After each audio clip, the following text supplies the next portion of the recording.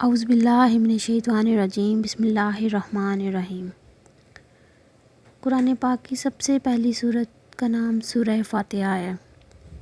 سورہ فاتحہ مکی سورت ہے۔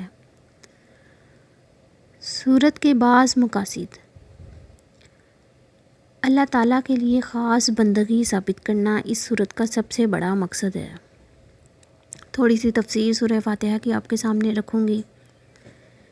کتاب اللہ کی ابتدا میں آنے کی وجہ سے اس سورت کا نام سورہ فاتحہ رکھا گیا ہے۔ قرآن مجید کے بنیادی مضامین اللہ تعالیٰ کی وحدانیت اور عبادات وغیرہ پر مشتمل ہونے کی وجہ سے اسے ام القرآن کا نام بھی دیا جاتا ہے۔ یہ قرآن کریم کی سب سے عظیم سورت ہے اور 7 مثانی یعنی بار بار تلاوت کی جانے والی 7 آیات سے مراد بھی یہی سورت ہے۔ یعنی اسے 7 مثانی کا مطلب ہے بار بار تلاوت کی جانے والی 7 آیات۔ قرآن پاک میں جو سب سے پہلی سورت سورہ فاتحہ ہے، اس کے سب سے پہلی جو آیت ہے اس کا ترجمہ تھوڑی سی تفسیر آپ کے سامنے رکھنے کی کوشش کروں گی۔ پہلی آیت میں قرآن مجید پڑھنے کا آغاز اللہ تعالیٰ کے نام کے ساتھ اسی سے مدد لیتے ہوئے اور اس کے نام سے تبرک حاصل کرتے ہوئے کرتا ہوں۔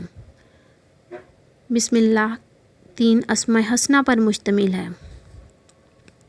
نمبر 1 اللہ، نمبر 2 الرحمن، نمبر 3 الرحیم۔ اللہ یعنی معبود برحق، یہی اللہ تعالیٰ کے ناموں میں سب سے خاص نام ہے۔ اللہ تعالیٰ کے سوا کوئی یہ نام نہیں رکھ سکتا، کسی کو اجازت نہیں کہ کوئی اللہ تعالیٰ کے سوا یہ نام رکھے۔ اللہ اور الرحمن یعنی وسیع رحمت والا، لہٰذا وہی بذات خود رحمان ہے، اللہ تعالیٰ کے سوا کوئی رحمان نہیں۔ الرحیم یعنی لگاتار مسلسل رحمت کرنے والا، وہ اپنی رحمت کے ذریعے اپنی مخلوق میں سے جس پر چاہتا ہے رحم فرماتا ہے، اور اس کی مخلوق میں بعض بندے مومن ہیں۔ نمبر 2 کامل ثنا یعنی ہر قسم کی تعریفات اور جلال و کمال کی تمام صفات صرف اللہ اکیلے کے لیے ہیں، کیونکہ وہی ہر چیز کو پالنے والا، پیدا کرنے والا اور اس کی تدبیر کرنے والا ہے۔ عالمین، عالم کی جمع، جس سے مراد اللہ تعالیٰ کے سوا ہر چیز ہے۔ پچھلی آیت میں اللہ تعالیٰ کی تعریف بیان کرنے کے بعد اس آیت میں اللہ تعالیٰ کی ثنا بیان کی گئی ہے۔ عظمت و بزرگی بھی صرف اللہ تعالیٰ کے لیے ہے، اور اس طرح کہ روز قیامت وہی ہر چیز کا مالک ہوگا اور کوئی کسی دوسرے کے لیے کچھ بھی اختیار نہ رکھے گا، لہٰذا یوم الدین سے مراد جزا و سزا کا حساب کا دن ہے۔ اس کی آیت نمبر 5 یا اللہ ہم عبادت و اطاعت کی تمام اقسام میں صرف تجھ اکیلے کو خاص کرتے ہیں، تیرے ساتھ تیرے غیر کو شریک نہیں ٹھہراتے، تجھ اکیلے ہی سے اپنے تمام معاملات میں مدد مانگتے ہیں، ہر قسم کی خیر تیرے ہی ہاتھ میں ہے اور تیرے سوا کوئی مددگار نہیں۔ اس کی جو آیت نمبر 6 ہے اس کا ترجمہ، اس کی کچھ تفسیر یوں ہے: سیدھی راہ کی طرف ہماری رہنمائی فرما، ہمیں اس راہ پر چلا، اس پر مضبوطی سے جما دے اور ہمیں ہدایت میں مزید ترقی دے۔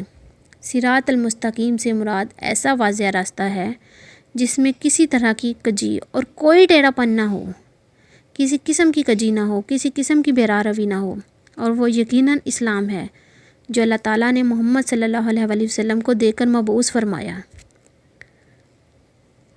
اپنے ان بندوں کی راہ دکھا جنہیں تو نے ہدایت دے کر ان پر انعامات فرمائے ہیں، جیسے انبیاء، صادقین، شہداء، صالحین۔ یہ کیا ہی اچھے ساتھی ہیں ان لوگوں کی راہ پر نہ چلانا جو تیرے غضب کا شکار ہیں، جنہوں نے حق پہچان کر اس کی پیروی سے گریز کیا، جیسے یہود، اور حق سے بھٹکے ہوئے لوگوں کی راہ پر بھی نہ چلانا جو تلاشی حق میں اپنی کوتاہی کی وجہ سے حق پانے سے قاصر ہیں، جیسے عیسائی۔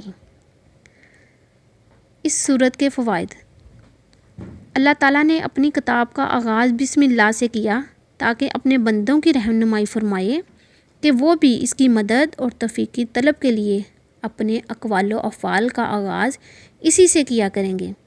اللہ کے نیک بندوں کی دعا کا طریقہ کار یہ ہے کہ وہ پہلے اللہ تعالیٰ کی حمد و ثنا، عظمت و بزرگی بیان کرتے ہیں، پھر اپنی حاجت مانگتے ہیں۔ سب سے پہلے دعا کرنے کا طریقہ بھی یہی ہے کہ پہلے اللہ تعالیٰ کی حمد و ثنا بیان کی جائے، اس کی بزرگی بیان کی جائے، پھر اپنی حاجت مانگی جائے۔ مسلمانوں کو تنبیہ کی گئی کہ وہ عیسائیوں جیسے گمراہ لوگوں کی طرح تلاشی حق میں کوتاہی نہ کریں، نہ یہود جیسے غضب الہی کا شکار لوگوں کی طرح حق کو پہچاننے کے باوجود بے عملی کی روش اختیار کریں۔ یہ عظیم صورت یہ بتاتی ہے کہ ایمان میں کمال صرف عبادت الہی میں اخلاص اور غیر اللہ کو چھوڑ کر اکیلے اللہ تعالیٰ سے مدد و نصرت مانگنے سے حاصل ہے۔